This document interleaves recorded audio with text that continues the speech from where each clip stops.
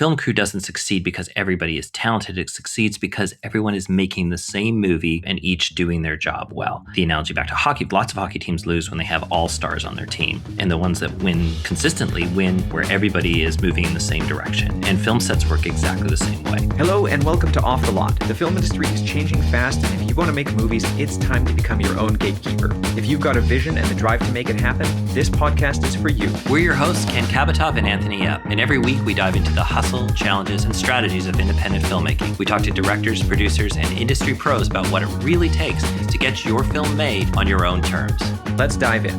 Hey folks, welcome. This is Anthony Epp. I am the host this week of Off the Lot. We are going solo this week because Ken is in coloring. He has some very tight deadlines that he has to hit with Remnant, and he's very deep in it. He texted me. We were about to do an interview, and he texted me, and he's like, I am so swamped right now. I cannot get going. And so I said, okay, no problem. I've done this before. I'm going to run it solo again this week. So get ready, because we're going to have a little conversation here about what I have been experiencing, actually having been the assistant director on a movie recently called Sundowning. And if you hear my cat in the background, that is her wondering why we are working on a podcast on a beautiful day like this.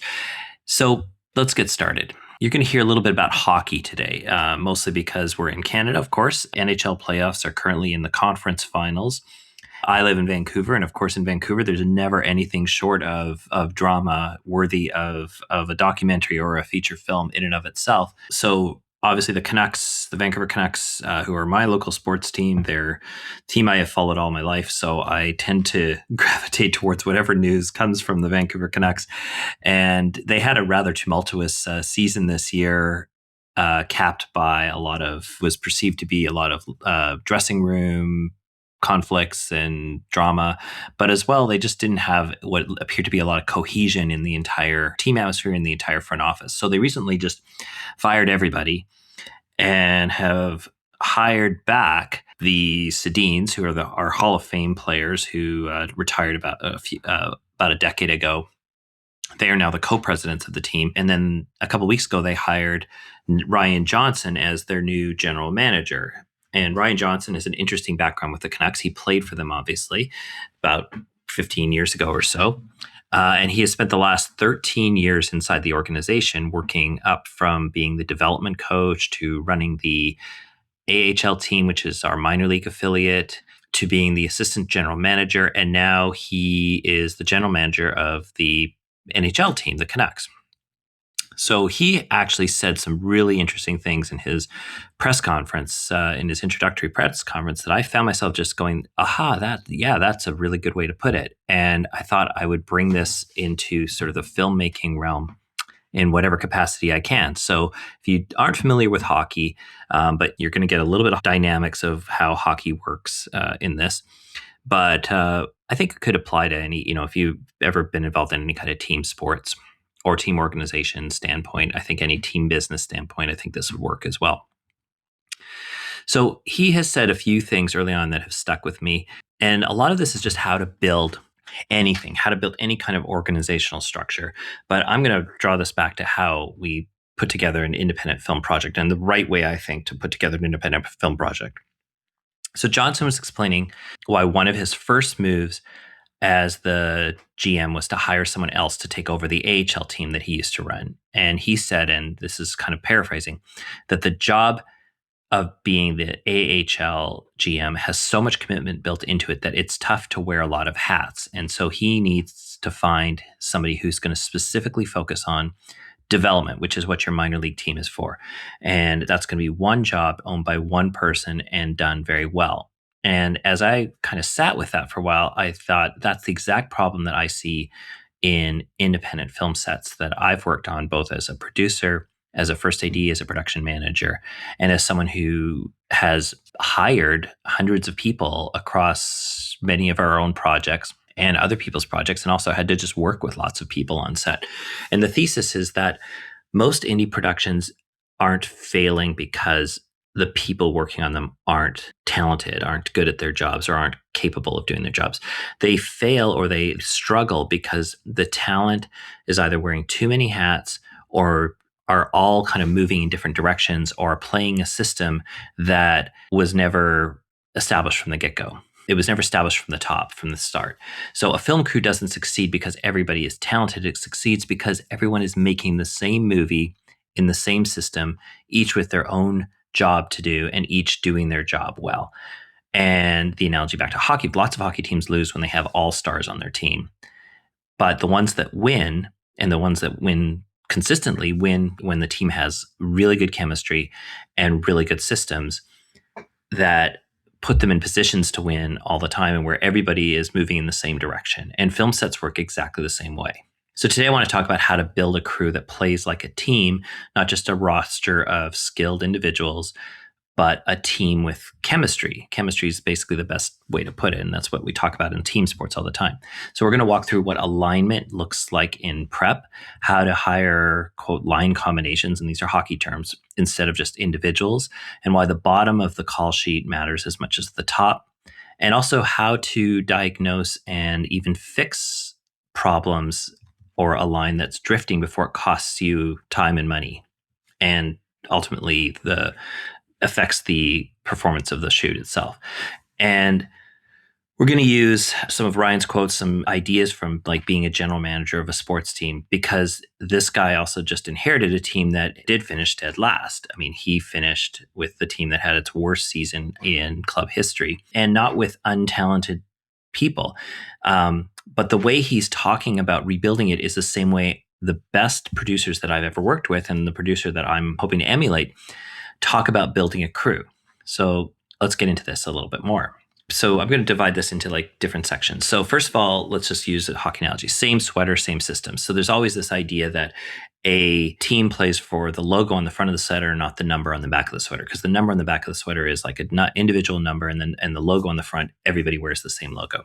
So Johnson said something in his press conference after he fired the coach, that it was less about change in the past and more about implementing something for the future, for the organization, for the alignment, and for what they were looking for, and that they just wanted a new voice and a new group. And notice how this isn't about saying that the coach was bad or that the certain players were bad or anything like that.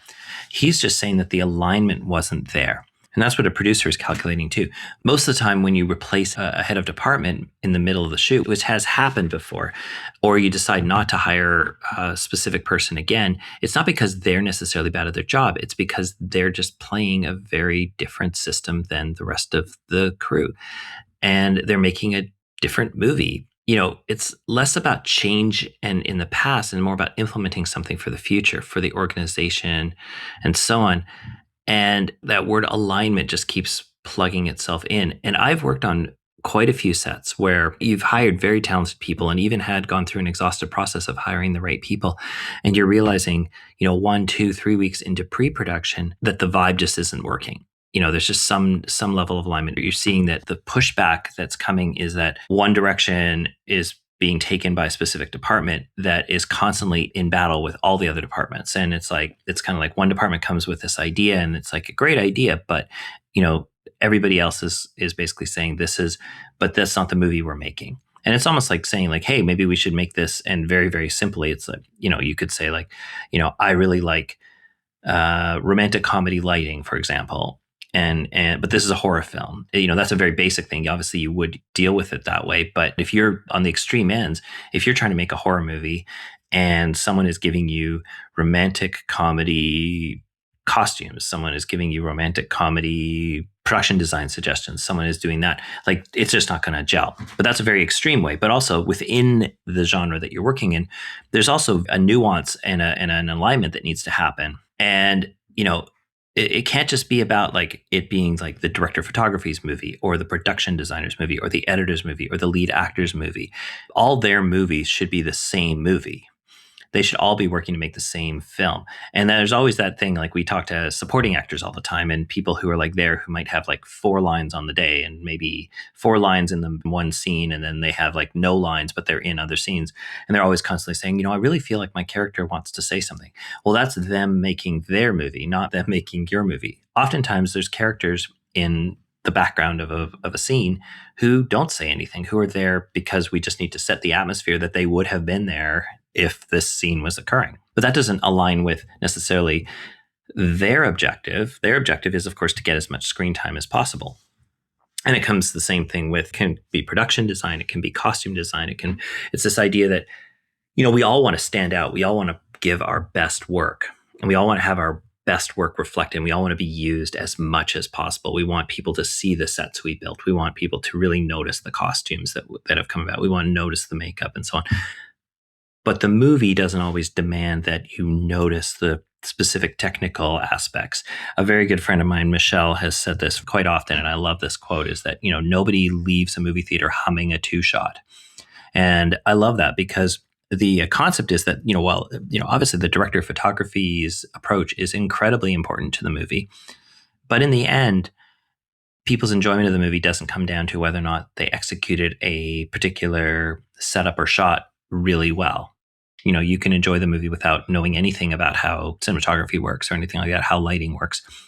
And in fact, the better movies make the camera part of the film experience. Like what the camera is doing is making the experience better, but is not drawing attention to the technical aspects of it. It's like, CGI drawing attention to itself. The best CGI I find is a CGI that you don't recognize.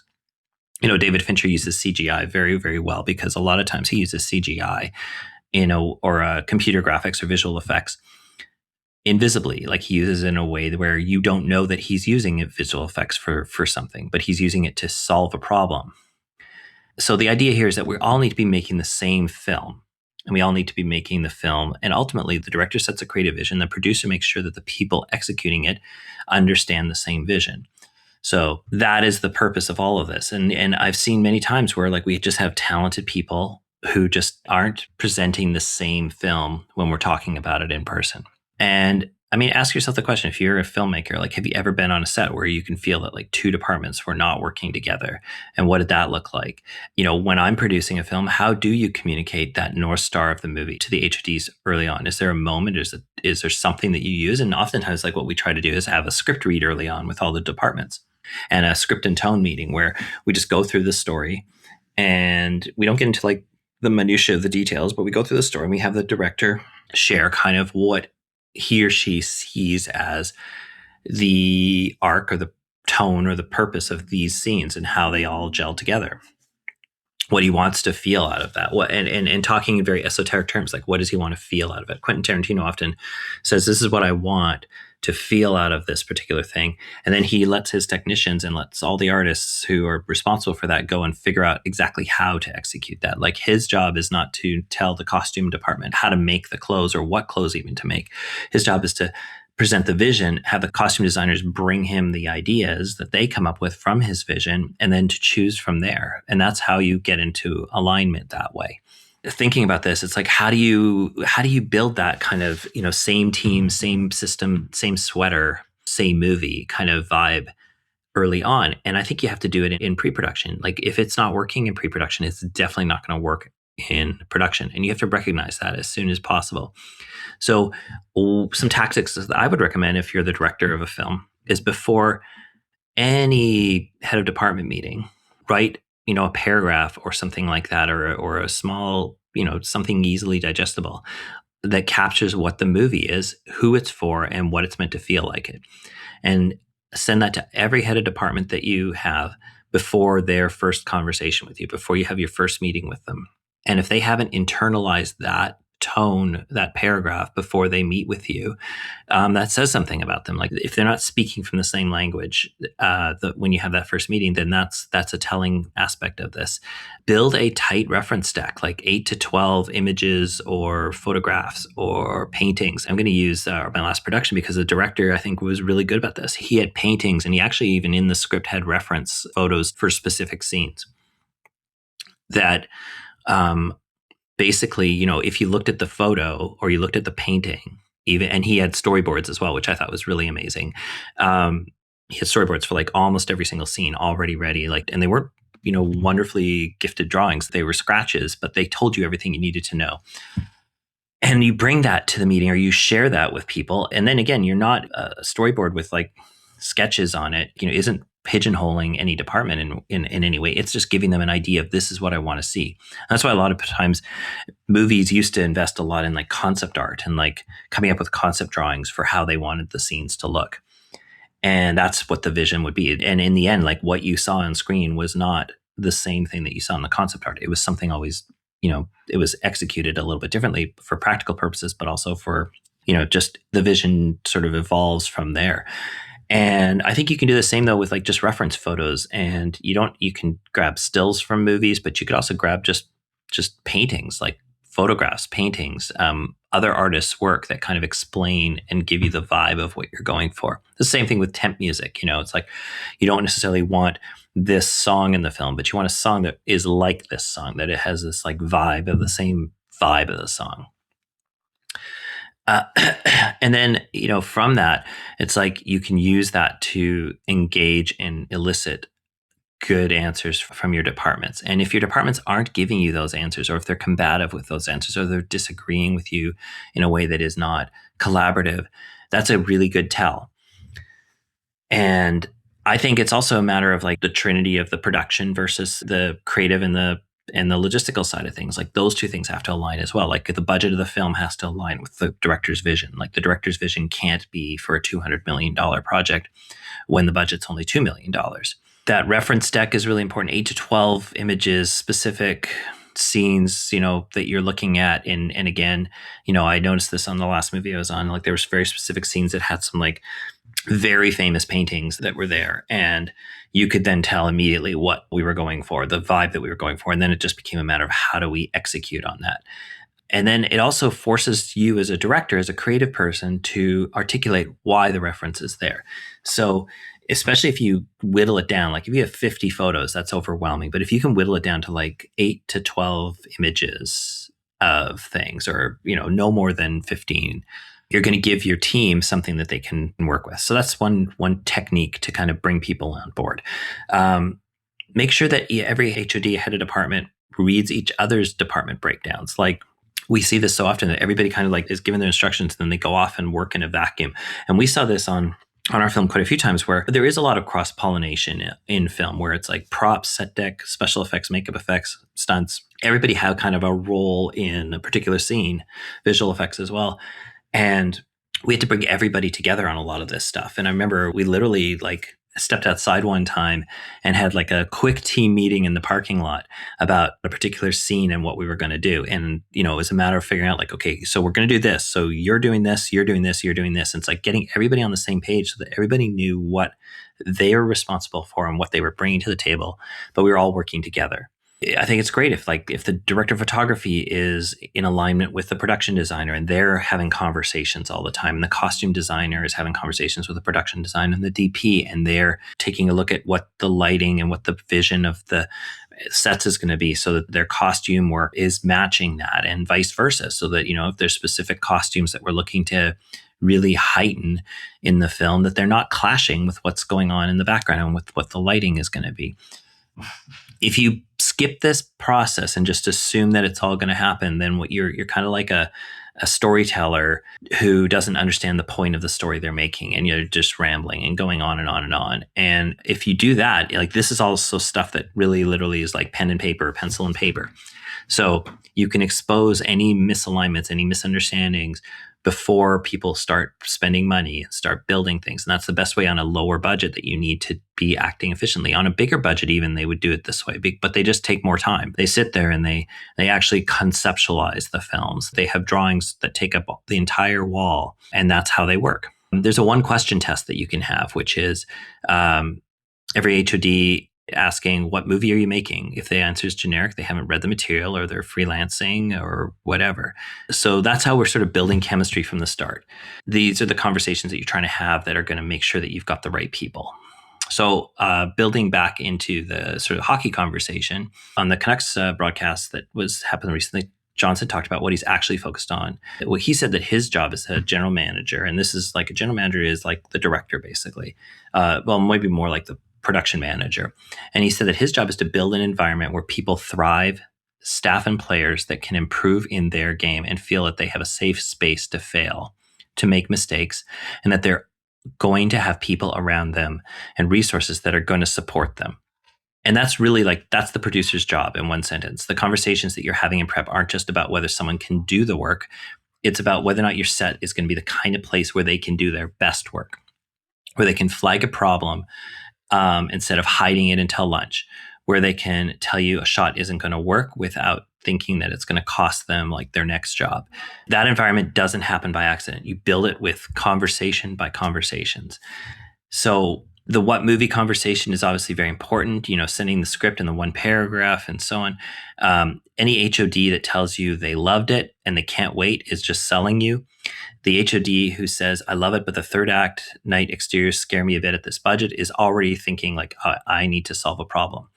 Having a last show conversation, ask them about their last project. What worked? What would they do differently? And what did they learn about themselves?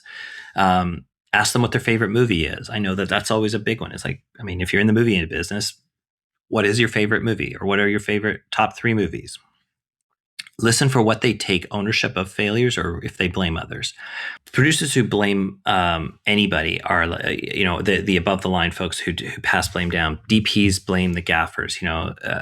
Designers who say we don't have enough money. But you want to hire based on how people talk about the problems they're going to have. Like if all they ever do is say, well, we don't have enough money. We don't have enough money for that. That's a problem. Like you want to hit those things early on. You want to see who can have those bad news conversations. When something goes wrong, how do you handle it? When are you going to bring it to me as a director, as a producer, as an assistant director, whatever? You're looking for someone who's able to flag problems early, not somebody who absorbs them and just says whatever. And then when at the end of the week, they suddenly blow it up in your face. So to have some tactical conversations with your departments, with your DP, walk through the script scene by scene and see where they'd push the budget and where they'd find efficiencies. So having a DP who wants to spend everywhere is a problem. A DP who tells you which 3 sequences are worth the money is a partner. And that's really what you're looking for. Ask who they want in their line. Ask about their gaffer, their key grip, their first AC, their camera operator. If they say whoever you've got, that's a flag, because good DPs have people who travel with them, who each leader of a team like that, you want them to have their people or at least to have access to their people. Watch how they talk about the director's vision. Are they translating it or are they competing with it? Are they coming at it with their own thing and immediately like punching the director with their vision for how they want to do it? Or are they translating what your vision is as a director into a thing that they can work with? Working with your production designer. Think about the locations together. Go on location scouts together before anyone commits to any of them. You'll learn way more on a 90-minute location walk than having meetings about locations.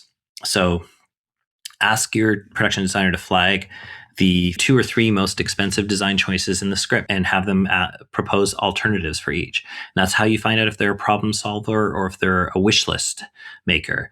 Ask them about their working relationship with the camera team. Designers who don't volunteer how they coordinate with DPs aren't thinking collaboratively yet. Like they're just thinking about their thing.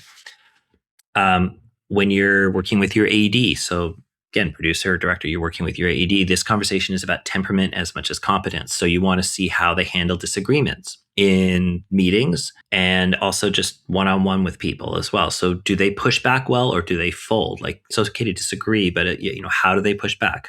Or do they fold or do they just give in to everything? Again, you want to walk through the script with them and ask their gut read on what the schedule is going to be and even have your own idea of what a schedule should be before you meet with that first AD. Don't just sit there and say, well, I'm going to just trust you know how to do it and you're going to figure it out. It's like, have an idea of how each day could work. Test their instincts a bit, because being a first AD, having been one for all of my film career, basically, is like, it is also, there's a gut feeling to things. Ask them when you disagree with the director on set, how is that handled? And the right answer should be some kind of version of, I keep the day moving and we talk between setups or when there's time. And the wrong answer is I take the director's side or I take the producer's side, because as a first AD, you have to straddle that line between what is allowed financially and logistically and what the creative vision is. And you can't just be one-sided on both. You can't be working for one only. This is especially in independent film. In television, there's a bit of a difference, but in independent film, you really do work for both sides. With your editor, it's really important. Bring them on earlier. For editors who get a chance to see the script early and have conversations during prep, make better decisions when they're editing. They also flag things early when they actually start getting footage to help you solve problems before the end of the shoot. Ask what they need from production to do their job. Like, what does the editor need? Do they need coverage notes? Do they need script supervisor preferences? What's the dailies workflow? You want to have those meetings early on because you don't want them like figuring that out during production. And see if they have clear asks. If they have clear things about what they need to do their job effectively, that's going to be very helpful. And ask about their relationship with the director's process. Like, do they push back and when? And a lot of times, directors bring their own editors through every film because they like this is one of the most trusted, bonded relationships that you can have as a director and an editor. Because the editor really is there to make the best film of the director's vision. The best version of the director's vision comes from the editor. And that's why a lot of really good directors bring their editors from movie to movie to movie. Like that's not a production hire. That's usually like the director finding that person. Now, with your lead cast, what is the chemistry conversation you're having with each lead actor? And that can't just be about the role. It has to be about the process. How do they like to rehearse? When, do they want extensive prep with the director, or do they want to discover it on the day? Like, not everybody's the same. You can't necessarily force your hand with them and make everybody work the same way. And are they comfortable with improvisation, or do they need the words? Like, how comfortable are they with day-to-day script changes? And again, everybody's going to tell you they're fine with everything, but you then have to assess and judge based on your own continuous conversations with people. Ask about their last production experience. Actors who tell you what they need from production to do their best work are usually pretty easy. And the ones who say that I'm easy, whatever you need, are either lying or haven't really thought about it and then think about it on the day. They're all easy to get the job. So you have to see how people work. For leads who are going to be on screen with each other, you want a meal together or some kind of conversation together before they start working together, not just a chemistry test, but you need something like some kind of a gathering just so that they're not like meeting each other for the first time and then having to be like on screen together the entire movie. With your composer and your sound team, these people often are hired late, but you want to again, give them that one paragraph description, reference deck, and so on. Ask the composer what they think the film sounds like before they see any footage. And their answer is going to tell you whether they're listening to the script or just guessing what the genre is. And again, it's okay for people to be wrong when they're giving you their answers. Like sometimes people interpret things differently. The big test after that is how do they respond if you say, that's not quite the way I see it, or I see it differently. How do they respond to that? Are they just yes people who just say, oh, okay, I'll do it. I'll try to go differently. And then they try to hit a different bullseye and they overcorrect or something. Or do they really dig into like, okay, is this more, what is exactly the place where there's a disconnect? The conversations to have if you're the producer with the director is, what are we willing to lose conversations? Every indie shoot is going to lose something. You're going to lose like elements that you thought were unnegotiable, non-negotiable. Having that conversation about what's sacred and what's negotiable. Because the idea here is that when we go to film the movie, we have to kind of go to the film thinking everything is important. Everything that we're about to film is important. Because if there's anything that we can lose already in prep, we should just be losing it. Because in production, we're going to start losing things that do matter, and we're going to have to start to make decisions that way.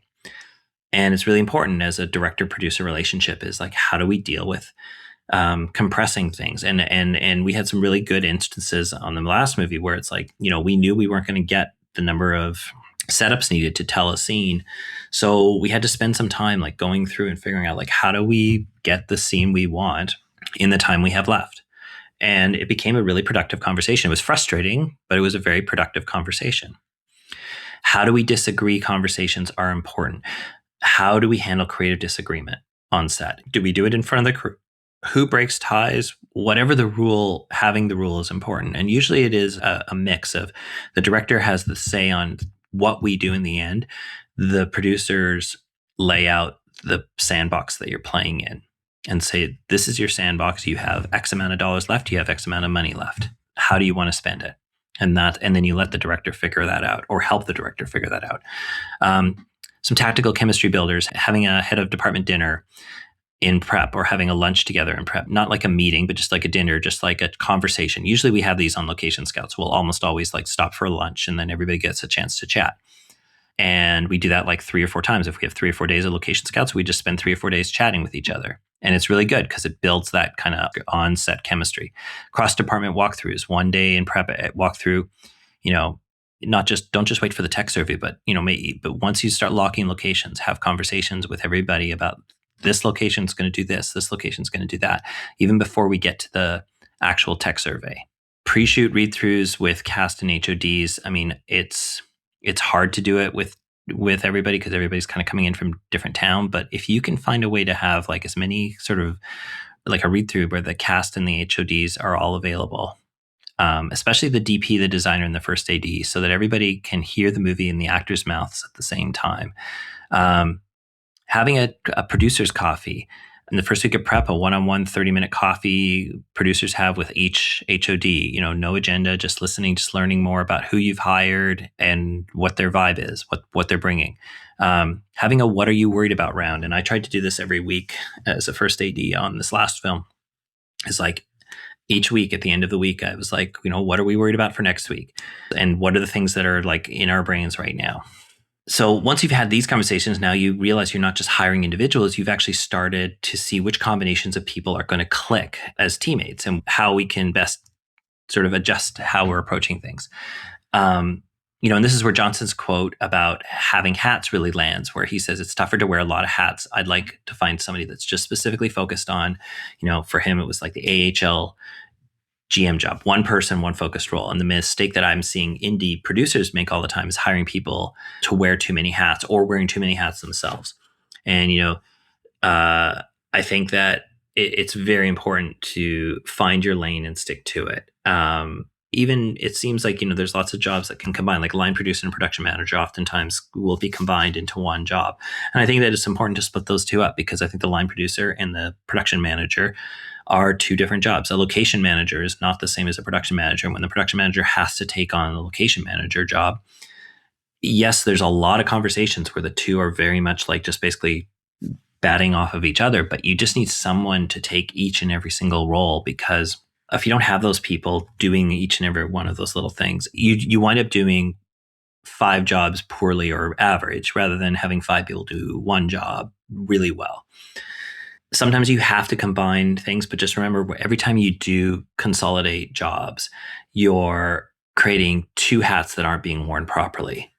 And in hockey, we have we have lines, we have penalty killing lines, we have power play lines, we have first, second, third, and fourth lines. And they're, you'll see they're constantly they change, shifts change every 45 seconds to a minute if they can. Like they're always trying to change lines because they're trying to keep everybody's energy up. And there's a purpose for that because they all understand that it's better to be efficient. And in baseball now too, it's like you used to have like a pitcher who would pitch all 9 innings, and that was normal. And nowadays you don't. You have pitchers who pitch they're there to pitch the first 4 innings, get you as far into it as possible, and then they give it up to like a middle reliever or maybe 2 middle relievers, and then they have a closer to finish. So you divide the work so you keep everybody strong, and everybody just knows what their job is. When you stack your roles, you don't get one person doing 2 jobs. You get one person doing 2 jobs averagely. So to expand on that, it's like just make sure that all the lines are working. Like every line has what they need to succeed. So the camera line is the DP, the cam op, camera team, gaffer, key grip, and then their support people. The first AD or the AD team has a first AD, a second AD, key PAs, third ADs, trailer ADs. Like whatever you don't have, you need to figure out how do you compensate for that. Your art line, production designer, art director, set deck, props, all those people that are in line with that. And that falls into costumes and makeup as well. Sound line is mixer, the boom op, and all those other people. Post line is editor, post VFX, all those things like that line up with post. And you need to first of all make sure that each department has their own individual line figured out, understands what they're dealing with, and then has the people they need to succeed in each and every single department. And one thing I've learned is like, you can cheap out and you can say like, oh, props only needs one person. It's like, well, props has a props person who's like making props or getting props or buying props. And then you have someone who's like running depending on how your set's working, you'll have like someone who's actually just on the truck, organizing props, getting them ready for the next scenes. And then you have an on-set props. And you always need to have someone on set with each department because you have fixes that need to happen. Sometimes hair is out of place and it needs to be fixed. So you need to have your hair and makeup team always there. Like you need to have someone from set deck always there in case something needs to be moved. And you need to have a props person there always there who, in case something needs to be moved. So those people can't just be like running back and forth to do other things. They have to be on set to do things. So, and again, that's like, you've got to recognize that as a producer early on that, the reason that departments need extra people is not because we're creating redundancies. It's that there are very specific people doing very specific things. Your on-set people are not the same people as the people who've necessarily been involved in prep the whole time. And in fact, it's funny because a lot of our on-set people weren't involved in prep. They get hired, they get a day of pre-production and then they're on the show. So they haven't even had a chance to like get into what has been discussed in prep. And so oftentimes they get confronted on day. I see it all the time where they get confronted on set and, we discussed in prep, we were going to have this and it's not here. And they are like, well, I wasn't there in prep. So I don't know what that comes from. So, and that's a learning experience. That's something that you want to make sure that your props department is like, and your set tech department and your makeup department and all those departments have been communicating with each other and giving each other the right instructions the whole time, and that things aren't falling through the cracks that way. And that's important for the heads of those departments to be looking ahead, even if they've planned the whole shoot, to be looking ahead to the next day, the next 2 days, and going, okay, from my notes and from my conversations with the director, is everything there that's needed to be there? So some tactics to assemble these lines and to help them click is to hire the line, not the head. So when you hire DP, ask who they want as a gaffer and a key grip. When you hire a production designer, ask who they want as their art director. Budget permitting, hire the entire line together. It's better to hire one extra person than give the team what it needs, if you can, than to shortchange them and have them chasing their heels for the day. The who would you not work with again question. It's hard to ask that question of people because nobody wants to kill their job. But you can ask like, who are you most looking forward to working with on your next project? And the answer tells you who their line is. I have had people who I've tried to hire, and when they found out who I had in a specific role, they were like, no, I don't want to work with that person. And it's kind of awkward because you're kind of like, I don't, how much do I press on that? But how much does that tell me about the person that I've already hired? And that can be a bit of a difficult conversation. Inherited crews. So close the gap fast. Sometimes you inherit a crew as a producer or even as a director. And when you do, you compensate with structured pre-prep contacts. So you want to make sure, like, if you've inherited a crew, it's extra important to have those conversations. If they haven't worked together, if the line that hasn't worked together needs more touch points earlier. So like if you're a production designer and you've inherited a crew, your crew's not available and your producer's asking or been tasked with finding you people that you've never worked with before, it's really important for you to have more conversations with those people, get them on the same page, find out who's working well and who isn't. Second in command tests, a great head of department with a weak second in command is a single point of failure. Make sure that every line has at least two people who could run it. Otherwise, you're literally just like one person away from a shutdown or one person away from things falling apart. You need to make sure that every department has like someone who can like take over for that person. And then watch for the lone wolf. Some HODs are technically proficient, but they don't build good teams. They burn through, like they kill their crews. They burn through first ACs, gaffers, assistants. They burn through all their assistants. That pattern will show up. If you've got a head of department who's done a lot of stuff, but can't seem to get crew, you should figure out why. Could be very innocent. Could be a very good reason. Could be that all their crew are very busy. They're working on bigger projects or they've moved or whatever it is.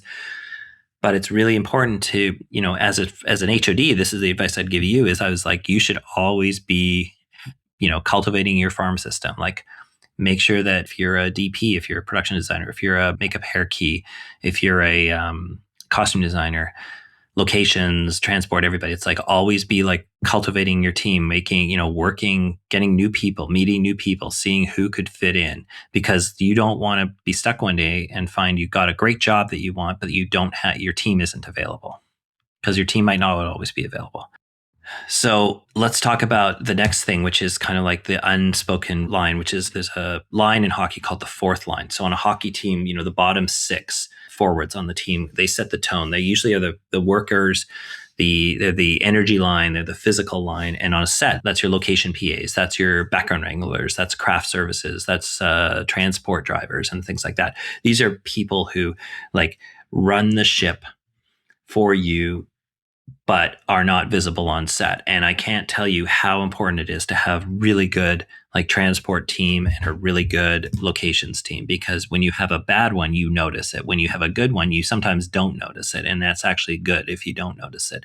If it's smooth and efficient, it's doing its job and it's almost invisible. It's like, we had some great location PAs on the film I just worked on, and that they were just always there to like move things, help any way capacity possible, like make sure that the locations were taken care of, but also just make sure that they weren't getting in the way of production, but also vice versa, that they were able to support the production, the movie's needs, while also keeping things in line.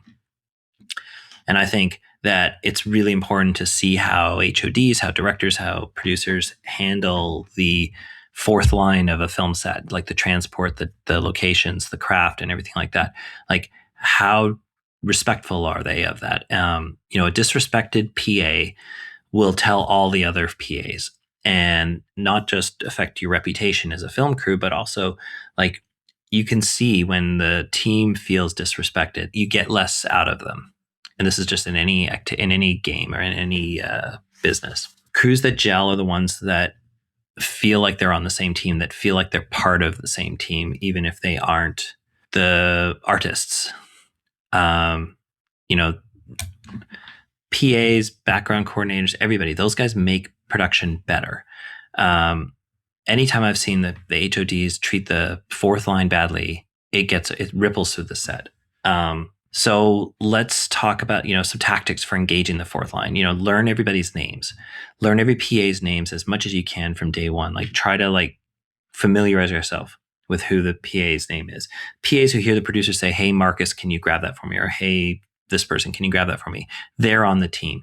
PA who hears, "Hey, you," feels like staff. And when you need them to work hard, they feel like they're invisible. Eat with the crew if you can, at least one meal every 2 to 3 days. As a director or as a producer, you should be eating with the crew, not just in your trailer and so on. It's like, be visible, be part of the conversation, be part of the team. Before you wrap, ask every head of department, who on your team should be involved in the next show? Who would you like? And it's like an exit interview in a business or at the end of a season. It's like, have that engaging conversation. Like, what do you want to do on the next movie? And then actually, if you can, if you think they can do it, promote them or recommend them to other productions. And that's how you can build a bench. And that's how you can build a team environment. Pay on time, feed people well. I mean, this is pretty obvious, but it seems obvious, but these are the little things that matter. It's like paying on time, feeding people well. These are not soft touches. They are basically like the table stakes. They late pay and bad food signal that the production isn't valuing the people doing the work. And crews talk, and your next hire pool will shrink because they will feel like they're disrespected. Once per day, walk the perimeter of set, greet the drivers, greet the PAs. If you're a producer, greet everybody, greet the craft team. Spend a few seconds every day, like talking to each person. I know, again, the director really did a good job on our last film. He'd walk around and he'd ask people their names, and it was hard to remember everybody's name all the time. But, he'd ask them like what their favorite movie was. And again, like that's a very, very, very easy icebreaker when you work on a film set.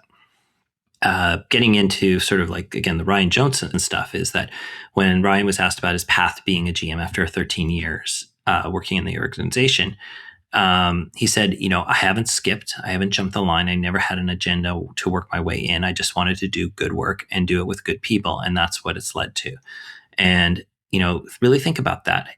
He didn't say I networked. He didn't say I positioned myself. He said I did good work with good people, and that led me here. 13 years. So that's what a fourth line career is. That's what being a good producer is. The PA who becomes the second AD, who becomes the first AD, who becomes the line producer, who 10 years later is the one that actually is like greenlighting your project. Producers and directors who treat the bottom of the call sheet like teammates instead of staff, build a network of people who over time become the top of the call sheet. So like, good work with good people is how careers get built in this industry. So if all this is true, what does the coaching staff actually do to make it happen? So we're coaching the chemistry, what the producer and director actually are doing. A GM is building an environment where people thrive, staff and players, so that they can improve in their game and that they feel they have a safe space to fail, to make mistakes, and that they're going to have people around them and resources that are going to support them. That's how you coach the chemistry bit. Producer's job is to build a set where HODs can fail safely, raise problems, and know they'll be supported. And that's a really important thing to be doing when you're talking about putting your team together. If the HODs haven't been in a room together before week one, you're starting kind of cold. And so again, a real prep schedule that gets everybody in the room early, that's kind of on the AD and the PM's job. Tone meetings that don't turn into logistics meetings, but like are really talking about like what's the movie we're making. Small signals, small things really do install the system. So you watch, we learn from day one whether or not the checks are going to come in every week. And that's a really good, sign of trust. And it's like you're building trust in prep. And it's really important. Like the more prep you can have, the better it is to get your film shoot, not just because there's stuff to do, but also because it's just people getting to talk to each other and trust each other. I thought to myself on this show, it's like we all knew each other before we started shooting. So we were solving problems together and we kind of knew how each other thought and how each other solve problems. I think it's really good to have that weekly producer director sync, have a meeting and prep that is just, making sure we're all still vibing and on the same page. Walking the set on day one with intention, having a morning check-in, even with your team every day. Like we would have a morning check-in before the shooting day started. There's always that thing of like praise specifically, publicly, correct specifically, but privately, that's an old leadership rule and that holds on set. Crews can tell the difference between a producer who notices good work and the one who notices only problems. But even in the best of prep, things fall out of sync, lines fall out of sync, and it's how fast you spot it and how fast you adjust. So when your team is out of sync, the main advice is to diagnose fast and adjust faster.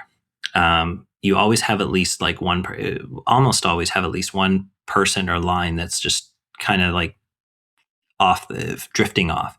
The job is to diagnose that and have that conversation like by day 3, like as soon as possible. Don't wait to solve problems. You don't want to have departments fighting each other in concept and in tone and in style. You can't wait until halfway through the season or halfway through the film shoot to fix chemistry. You have to fix it right away. And how you do that is you have private, direct, respectful conversations, not group callouts, not group emails. Have eye contact, offset, deal with people. As a producer and as a director, the one thing you can learn to do is to deal with people and not to deal with them in a harsh way, but to deal with them in I'm here to help make this work. It's important to know when to write it out and when to make a change. Most chemistry issues can be coached or can be resolved, but some become personal, and the longer you wait, the more expensive it becomes to fix it. So, there are times on lots of movie sets I've been on where you spot a department drifting and you have to have a conversation with them. And the key is to have that conversation quickly. And if you doesn't feel like it's going to get resolved or fixed, make the change. It is hard to do, but making a change is necessary sometimes. And it's good to spot that early. Like when you recognize that someone might be talented, but isn't playing the same game, you have to deal with it quickly. And it doesn't matter if there's 5 weeks of prep left, 4 weeks of prep left, 3 weeks of prep left, 2 weeks of prep, even 1 week of prep, or even like halfway through production. It's like, it's never too late to make a decision and to change someone out. Maybe like the last week, it might be too much, but by then everything is hopefully either fixed or it's all so off the rails, you're never going to fix it. But if you really honestly want to solve problems, recognize chemistry problems early, recognize when things aren't gelling, First meeting, fine. Let's see if this was just like a blip. If it's becoming more and more of an issue, and it's just becoming like the chemistry check that you're getting as a producer and a director, it's just not working. I think you have to find ways to make changes if you need to. And sometimes those changes are going to be harsh, and sometimes those changes might push you like 2 days back. But it's better to make the change and put the right people into the job than it is to ride a bad position. The ways you can diagnose this is, I mean, if your AD has been really good, your AD is going to see everything in prep and is going to know what relationships are happening. If you can build some trust, some trust with them, they'll tell you what they're seeing, not as gossip, but just give you intelligence. You'll know as a director whether or not you're feeling it with the person. The offset one-on-one, conversations, if you're going to see it in these early conversations, if there's combativeness, if they're not working well with you, if they're not kind of playing in the same sandbox or making the same movie, you're going to start to see that. And what you do want to do is to make sure it's not personal. You want to name the behavior, not the person. I'm noticing these two departments aren't talking about a specific thing, or they're both at odds about a certain thing. That's a workable fix. Something where you just say, oh, that person's just being difficult, or you're being difficult. You can't fix that. Behavior is fixable, but character isn't. Like when you attack someone personally and you say they're being difficult, that puts someone on a defensive. But when you say, I'm noticing that you in this department seem to be talking about the film in two different ways. How can we resolve that? And then bring people together to resolve that. You're not making it personal. You're not making it one person's at fault here. It's like, what do we need to do to solve that problem? When something feels off about a head of department, ask two questions. What do you need that you're not getting? And what am I not seeing? Most chemistry problems are information problems that just feel like personality problems. Like it's like they just don't have all the information, and it feels like it's a defense mechanism. It's like when you don't have the information, especially in film where it's kind of like, if you don't come with an answer, you come with the wrong answer. Sometimes there's like a feeling that you're going to be somehow like fired right away. It's like, no, we're not firing people because they're not. They have the wrong answer. There, we're looking for like, is this conflict resolvable? Is it because of a lack of communication from the top, or is it just genuinely that the chemistry isn't working? Coach first, escalate second, replace last. So most drift, as I said before, it's coachable. Sometimes it requires a director or producer to step in. Small minority of things are going to involve a personnel change. It's an expensive mistake to replace someone too early, but it's an even more expensive mistake to replace it too late. And that sort of is, find the middle ground there. At the end of every week, I think, it's good to take a look at how the shoot week went. And, if you can do it at the end of the week, have a quick check-in with all the departments at the end of the week's end, and try to figure out what's working, what's not working. Recommit to the movie. Identify very small, specific things that can be fixed or can be adjusted for week 2. Don't try to overload and say we need to change these 10 things about your particular department. It's like, no, 1 or 2 things. Pick the 1 or 2 big things and let's fix those 1 or 2 big things first. Don't pretend everything's fine when it isn't. We all get it when things aren't working. We respect direct leadership more than performative optimism, if you want to call it that. Like nobody wants performative optimism. Nobody wants everything's fine. It's all good. No, nothing to see here. It's like that doesn't work.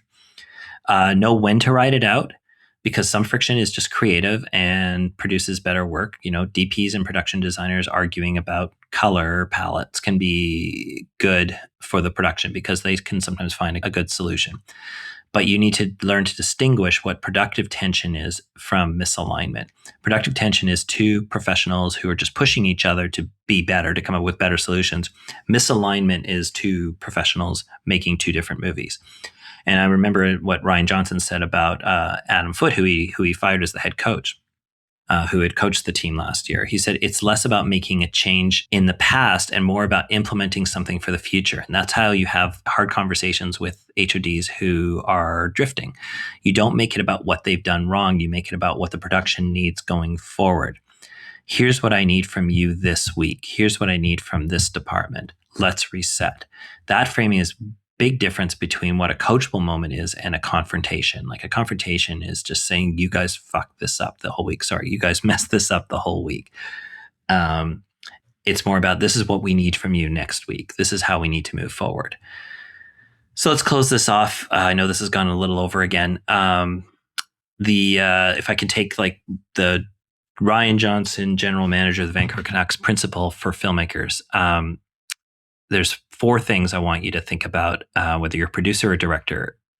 1, alignment over change. When something's not working on your set, don't ask what's wrong with this person. Ask, are we aligned on the movie we're making? Most of the time, that's the real question. Number 2, specifically focused, not multi-hatted. So every department head should own one job. The moment that you start stacking roles on a person because the budget is tight, you're trading short-term savings for long-term execution problems. Finding the money or cut the scope, but don't stack hats. Number 3, create a safe space to fail. Your job as a producer or director isn't to be the smartest person on set. It's to build an environment where the people you hire can do their best work, which means they can flag a problem, they know they can raise a concern, and they know they can admit a mistake without just losing their job.